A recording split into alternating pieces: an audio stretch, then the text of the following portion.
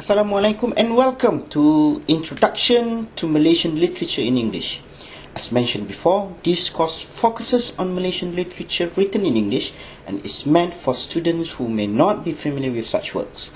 But before we go further, it would be good if we look at the introduction of English as a language first to the locals and how it inspires some great works written by Malaysians. To begin with, it was undoubtedly the British who first brought English into Malaya as an effect of colonization. Historically, the British slowly extended their influence over the region, first by acquiring a small island in the northwestern part of the Malay Peninsula, which is Penang, from the Sultan of Kedah in 1786, followed by the seizure of Malacca from the Dutch in 1795.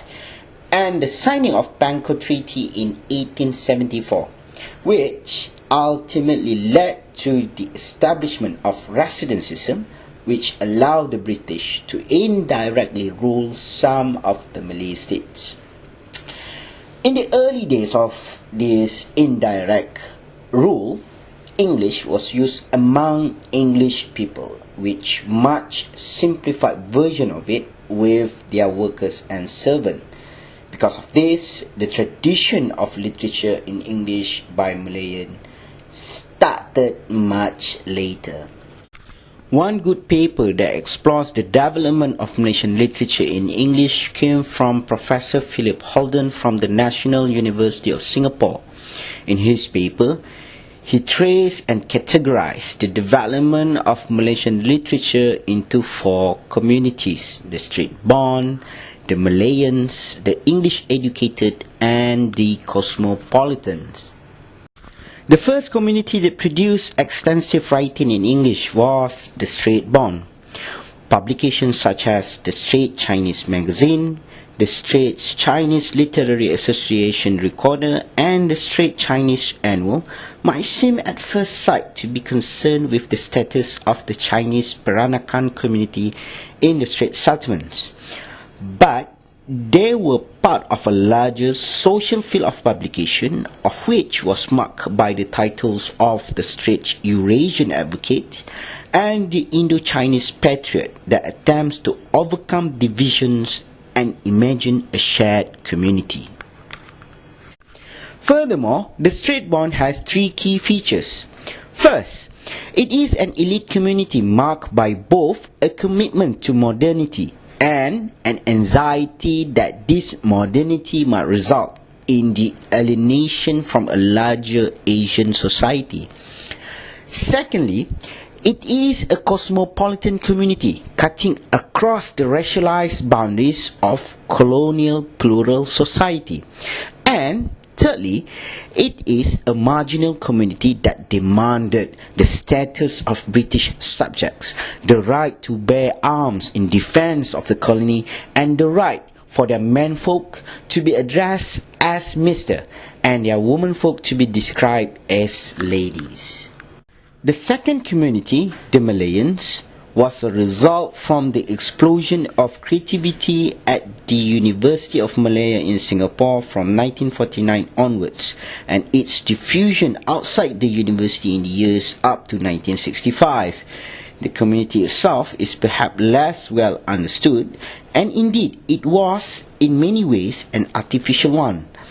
Members of the Singapore Anglophone domicile communities mixed with students from all over Malaya who came from a much wider variety of backgrounds, but both inspired by a common political project, the creation of a Malayan nation.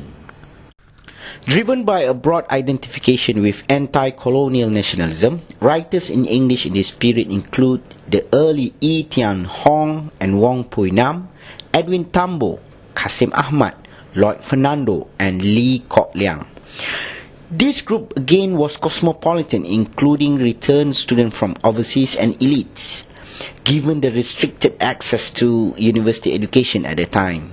Despite their social privileges, this was perhaps the time at which English language writers in Malaysia would have felt least marginal, able to identify with various strands of a national narrative that was still in formation. Delineating the boundaries of the third community is more difficult.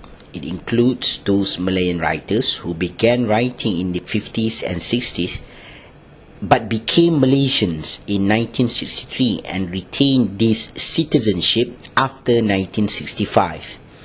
Some key events took place during this period. Singapore leaving Malaysia in 1965, the National Language Act of 1967, and then the traumatic May 13 incident in Kuala Lumpur in 1969 that resulted in the formation of the new economic policy in 1971 that encourages several bilingual writers to write more in Malay. The remaining community might be called the English educated, where most writers found themselves in a state of exile. For some, this exile became a physical one. E. Tiang Hong migrated to Australia, while Shirley Lim left to the United States. For others, exile was more of a mental state. We can see this in the work of the two finest novelists of the period, Lloyd Fernando and K.S. Maniam. And last but not least came the fourth community, a direct result of social policies from the 1970s onwards. The move to Bahasa Malaysia as the medium of education and the admission policies that resulted in a changed demography of students at Malaysian universities, as well as the rise of a prosperous Malay middle class, have resulted in a community that we might identify as cosmopolitans, middle-class Malaysians who have been educated or who have spent a considerable amount of time abroad. Artists as varied as Karim Raslan, Dina Zaman, Huze Sulaiman and Amir Muhammad have all studied or spent significant periods in an English-speaking environment abroad, while previous generations of Malaysian writers also ventured overseas. This new group is significantly different in a number of ways. First, they are not simply linked to the United Kingdom, but also to other centers of cultural production, the United States, Australia, and also sites in Asia such as Singapore. Secondly, the group is also culturally diverse. Huze, Karim, and Amir, for instance, although nominally Bumiputra, are also culturally hybrid backgrounds and works in a variety of languages.